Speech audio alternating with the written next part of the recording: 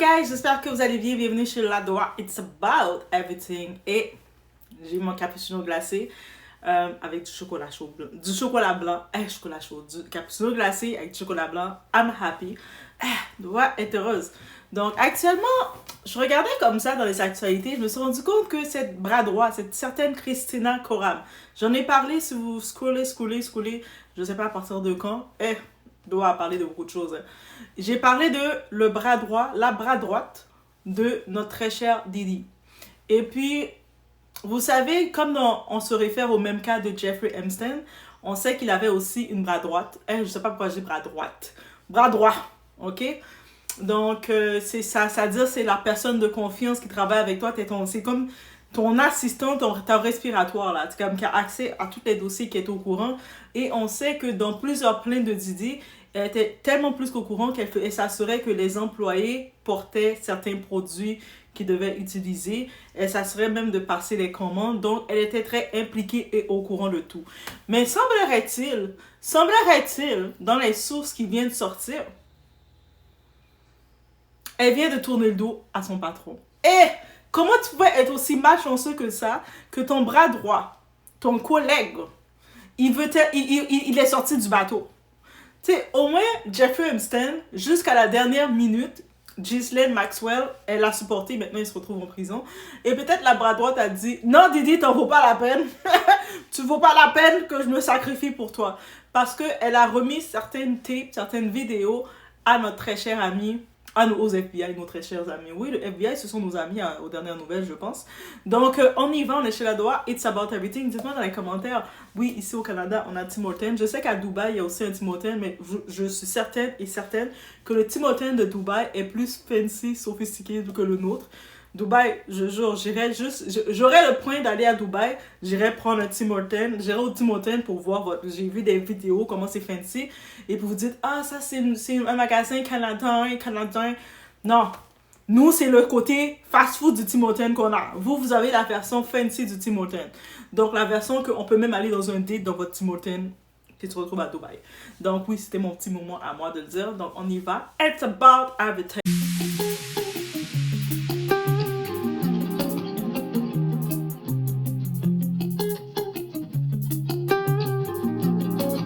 Sa petite amie Cassie Ventura, la personne la plus fiable de Sean Diddy Combs, l'a finalement trahi, donnant aux fédéraux les preuves pour l'emprisonner à vie. Kristen Korum, nommée chef de cabinet de Combs en 2020, était son bras droit selon ses propres mots. Bien que non nommée, elle aurait été l'une des principales à faciliter et dissimuler ses abus et son réseau illégal. L'acte d'accusation allègue aussi qu'ils ont aidé Combs à cacher ses crimes. De plus, un procès de l'ex-producteur de Diddy, Rodney Little Rod James, a révélé les actes répréhensibles de Christina pour Diddy, notamment faire porter aux employés des sacs bananes pleins de drogue pour Diddy, au cas où. Le procès compare Christina à Ghislaine Maxwell et Combs à Jeffrey Epstein. Rappelons que Maxwell était l'ex-compagne du défunt délinquant sexuel Jeffrey Epstein.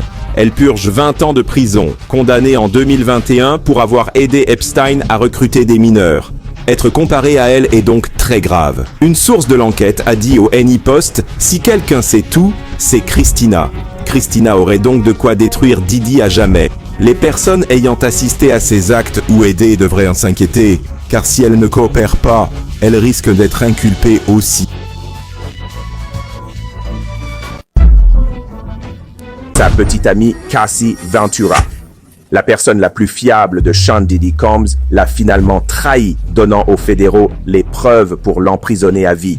Kristen Korum, nommée chef de cabinet de Combs en 2020, était son bras droit selon ses propres mots. Bien que non nommée, elle aurait été l'une des principales à faciliter et dissimuler ses abus et son réseau illégal. L'acte d'accusation allègue aussi qu'ils ont aidé Combs à cacher ses crimes. De plus, un procès de l'ex-producteur de Diddy, Rodney Little Rod James, a révélé les actes répréhensibles de Christina pour Diddy, notamment faire porter aux employés des sacs bananes pleins de drogue pour Diddy au cas où. Le procès compare Christina à Ghislaine Maxwell et Combs à Jeffrey Epstein. Rappelons que Maxwell était l'ex-compagne du défunt délinquant sexuel Jeffrey Epstein. Elle purge 20 ans de prison, condamnée en 2021 pour avoir aidé Epstein à recruter des mineurs. Être comparé à elle est donc très grave. Une source de l'enquête a dit au NY Post « Si quelqu'un sait tout, c'est Christina ». Christina aurait donc de quoi détruire Diddy à jamais. Les personnes ayant assisté à ces actes ou aidé devraient s'inquiéter car si elles ne coopèrent pas, elles risquent d'être inculpées aussi. À cette époque, Christina Koram était souvent vue avec Diddy dans des clubs branchés, des concerts et même aux séances de pilates au WeHo Center à West Hollywood. Leur relation semblait plus profonde qu'il n'y paraissait. Christina Koram jouait un rôle discret, mais crucial, dans la vie de Diddy, toujours à ses côtés comme une confidente. Certains disaient qu'elle était son Robin, dans l'ombre, mais toujours présente.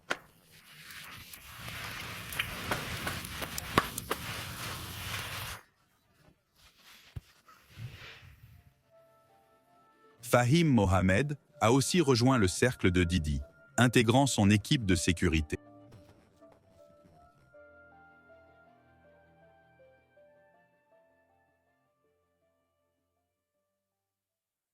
Donc, actuellement, je me dis que je suis partagée pour le cas de Christina. D'un côté, étant la bras droit, étant vraiment le côté là, vraiment de confiance qui est exécutif, elle était vraiment exécutive pendant les 2 décennies de Diddy. Donc, elle était aux côtés de Diddy. Elle a travaillé, elle a vu des choses, elle s'est assurée, parce qu'il faut comprendre sa mission qu'elle avait. Elle s'est assurée que tout se passait comme il le fallait. C'est ça sa mission. C'est-à-dire que des fois, même Diddy, quand il a un associé avec lui, toutes ces personnalités, ils ont toutes quelqu'un avec eux qui travaille. Il faut savoir maintenant, quand tu es assistant, tu dois savoir avec qui que tu veux travailler. Bien entendu, avec la personne que tu travailles, ça correspond à ton état d'être, qu'est-ce que tu es. Si toi, tu as certaines valeurs, certaines éthiques, mais tu travailles avec quelqu'un qui commence à faire des produits, des personnes prendre certains produits pour pouvoir profiter d'eux, tu fais des trucs comme ça, mais tu es dans le même état que Diddy. Et puis, parce qu'il n'y a pas de... Tu sais, l'argent n'a pas d'odeur, mais dépendant de comment tu as gagné ton argent, ton gagne-pain, ça prend l'odeur de ce que tu es.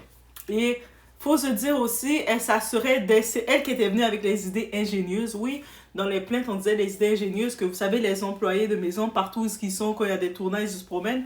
On sait que Diddy, on ne pouvait pas l'arrêter qu'il avait des produits sur lui. Parce que c'est le monde autour de lui qui portait des produits. Et elle était très créatrice. Je vous dis, les assistants, ils ont de la vision. Donc, elle a dit, elle faisait ses employés de maison avoir des petites pochettes. Et dans leurs pochettes, ils avaient les produits nécessaires. Donc, et puis, c'est elle qui s'assurait, quand les produits vont finir, tu dois faire le replein, le refill des produits. Mais elle, femme de vision, c'est elle qui faisait les commandes. C'est comme, c'est-à-dire que même quand il y a les commandes de certains produits, c'est pas Diddy qui va aller contacter dans les ruelles les personnes là. Et de ce niveau-là, il peut pas être accusé qu'on avait des contacts directs avec lui. Ça passait par elle. Elle était comme ça. Bah, c'est le temps de faire la commande, de regarder le stock. On va faire la commande. Et puis, elle faisait l'inspection, elle faisait les commandes.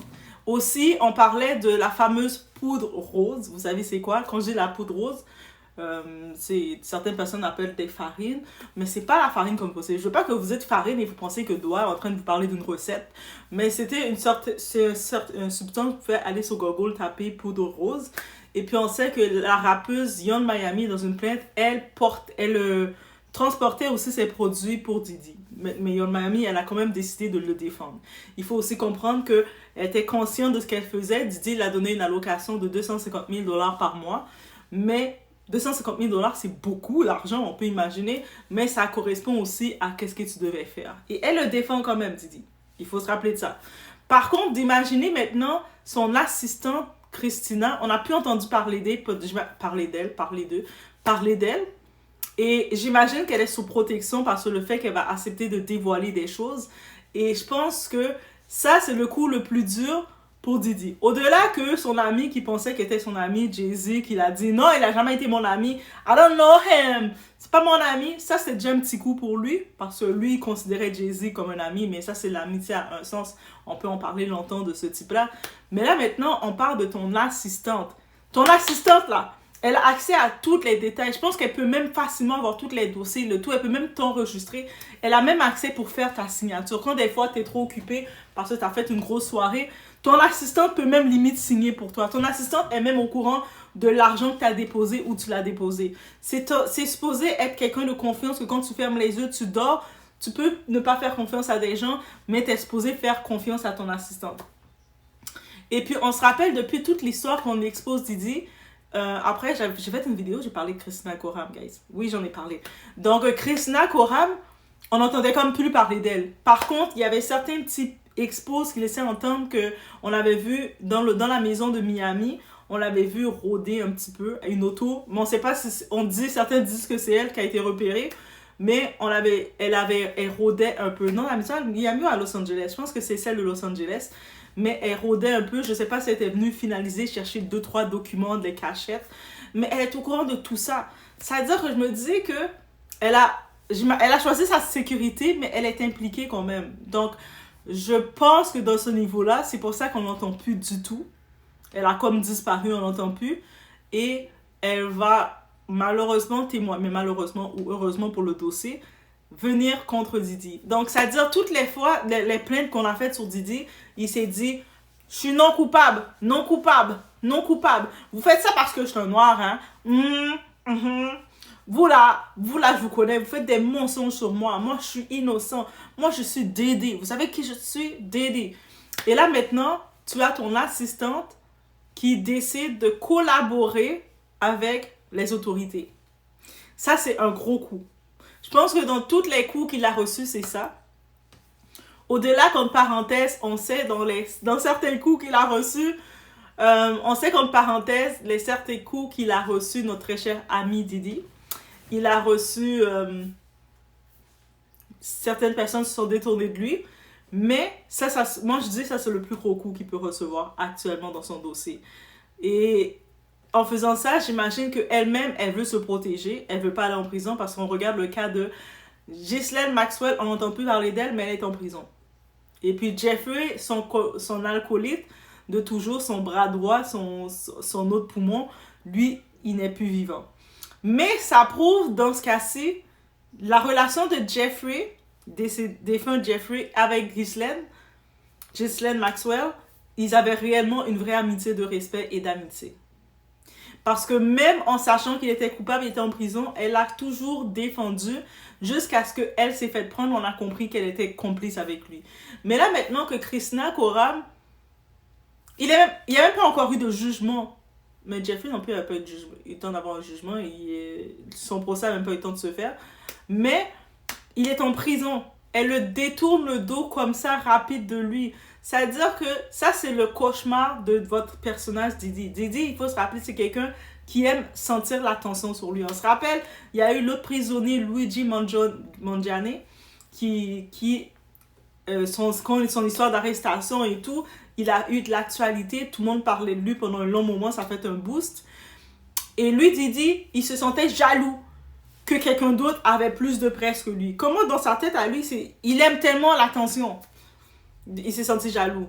À ce qui paraît, au moment, ça c'est Charlemagne dans Breakfast Club, l'animateur Charlemagne qui dit, parce qu'il a des contacts avec certains prisonniers, Didi s'amuse à prendre, il a des vidéos des freak-offs. C'est-à-dire qu'il est au courant des freak-offs. Lui, il dit, non, c'est pas vrai, c'est pas vrai. Il a les vidéos des freak-offs, et puis il le distribue, il le montre aux autres prisonniers. Et puis dans les vidéos qu'il montre, il montre beaucoup de vidéos, on voit son ex, Cassie Ventura, dans certaines positions. Et dans les freak-offs, on peut imaginer il a fait consommer certains produits. Donc, il essaie de laisser entendre. Mais vous voyez, elle s'amusait. Moi, j'ai pas forcé. Elle s'amusait. Tu vois?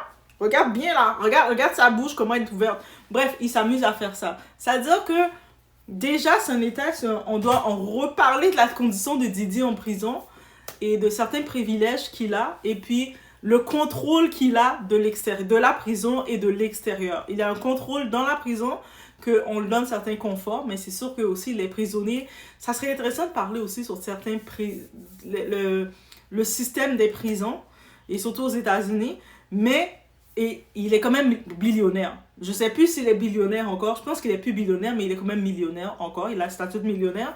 Donc, il a beaucoup de privilèges, il a accès à de contacter des gens. S'il a accès d'avoir ces vidéos-là, en plus, il n'est pas supposé, dans les règles, il n'était pas supposé partager les vidéos, ces faits-là aux gens, parce que c'est des faits, c'est même lui qui avait mis avec ses avocats cette règle-là, mais il le partage pour essayer d'humilier Casey, sachant que ça va se rendre à d'autres personnes. C'est humiliation qu'il crée avec Casey, sachant que Casey fait partie des personnes, déjà c'est la première qui a investigué tout ça dans les plaintes.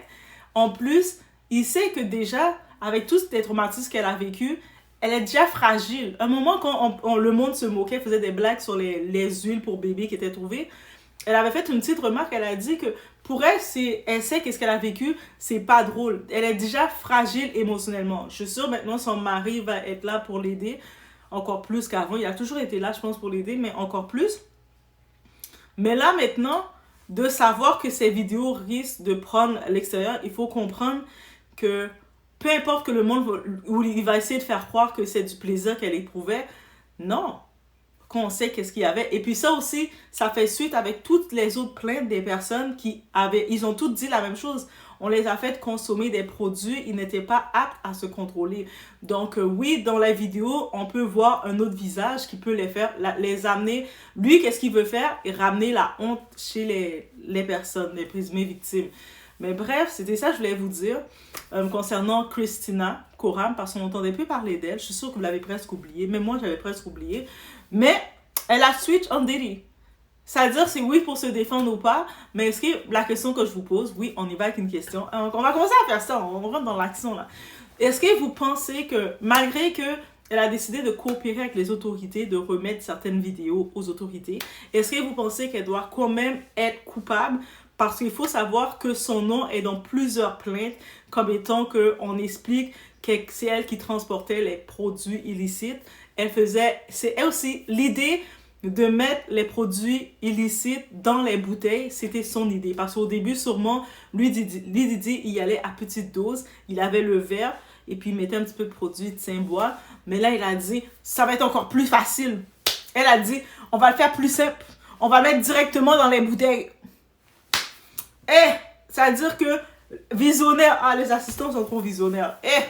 Mais ça veut dire qu'elle a quand même contribué à l'action que Didi puisse perpétrer beaucoup de choses.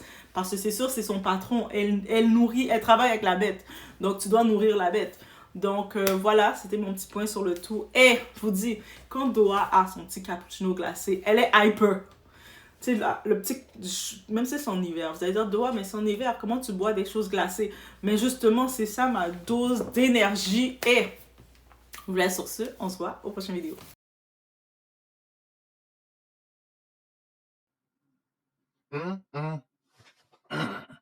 This is crazy right now, okay? the Diddy situation, this Diddy case, I mean, there's multiple accusations about Diddy. Multiple. And I don't want to be the guy I'm the Diddy guy. I don't want to be known as that. But this is a trigger warning, because what you're about to hear, this is going to be audio of an actual lawsuit filed against Diddy. And if I'm not mistaken, well, first of all, this audio is provided by JPALL20, at JPaul20. Shout out to this young lady. Got a fantastic TikTok channel, and I highly suggest that you go, like and follow her. I'll try to, if I can remember. Sometimes I forget. I get a little excited. I will try to put her in the hashtag so you can kind of, find her on TikTok. Anyway, she talks about this lawsuit, and if I'm not mistaken, the lawsuit. I'm trying to read my notes here. The lawsuit is, let's see. Bear with me. Hold on. And it's going to be at least 10 minutes because you're going to listen. You have to listen to the end. Do not skip. Do not think you heard it, because you may have. Maybe you did. Maybe you read it. I'm not reading this deposition. I'm letting this young lady read it out, but I need you to listen to it. It is going to blow your freaking mind, the kind of stuff that he is truly accused, allegedly, of doing. Freaking horrifying, terrifying. Let me see. What was this called? It was called, I think her name is Ashley Parham versus Sean Diddy Combs, I think it is. I'm going to try to have the caption of the actual deposition up above. If I don't have it and I'm pointing to the thin air, forgive me. That's not the point. The point of this video is for you to listen to this audio. and tell me what you think. There is a new Diddy lawsuit that I'm going to have trouble talking about on here, mainly because it's so graphic. I not only have to give you several trigger warnings, I need to watch the way in which I say things, because frankly, I think if I say certain things that are in this lawsuit, this video will get taken down. I don't think there's going to be any way for me to make this video less than 10 minutes long. And this is the trigger warning that I'm going to give you. On the literal lawsuit documents that are 63 pages long, it says this document contains highly graphic information of a sexual nature, including allegations of rape, assault, battery, kidnapping, and trafficking. This case is Ashley Parham versus Sean Combs, Christina Coram, Shane Pierce, John Doe's 1 and 3, and then Jane Doe. On page 6, they start to describe what happened. Plaintiff met defendant Shane in February 2018 after an altercation with another man at a bar, and defendant Shane came to the plaintiff's rescue. The plaintiff, who I'm going to refer to as Ashley, met defendant Shane in February 2018 after an altercation with another man at a bar. Shane came to Ashley's rescue. While outside the bar, Shane decides to FaceTime Diddy, and he was showing people the phone saying like, oh, this is my famous friend Diddy, wanting to impress people. However, Ashley says she was not impressed, and she said that she thought that Diddy had something to do with Tupac's passing.